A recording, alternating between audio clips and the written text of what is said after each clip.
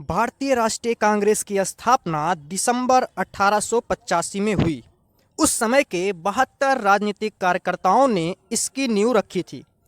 एक अवकाश प्राप्त अंग्रेज आईसीएस अधिकारी एओ ह्यूम ने कांग्रेस की स्थापना में महत्वपूर्ण भूमिका निभाई थी। सवाल उठता है कि इन 72 लोगों ने कांग्रेस की स्थापना क्यों की और इसकी स्थापना में एक अंग्रेज अधिकारी का हाथ क्यों था।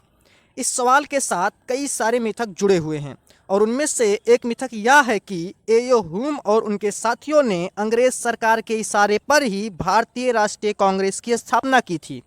तत्कालीन वायसराय लॉर्ड डफरिन के निर्देश, मार्गदर्शन और सलाह पर ही ह्यूम ने इस संगठन को जन्म दिया था ताकि उस समय भारतीय जनता में स्वतंत्रता को लेकर बढ़ते असंतोष के हिंसा रूपी ज्वालामुखी को फूटने से रोका जा सके।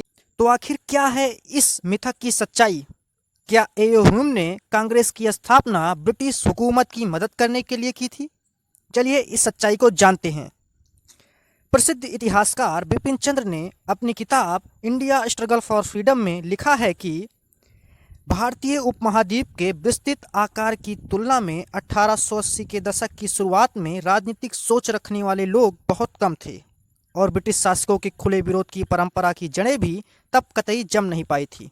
दादा भाई नेहरूजी, न्यायमूर्ति रनाडे, फिरोज शाह मेहता, सुब्रमण्यम अय्यर और एक साल बाद आए सुरेंद्र नाथ बनर्जी जैसे उत्साही और प्रतिबद्ध नेताओं ने इसलिए ह्यूम से सहयोग लिया कि वह बिल्कुल शुरू में ही सरकार से दुश्मनी नहीं मोल लेना चाहते थे।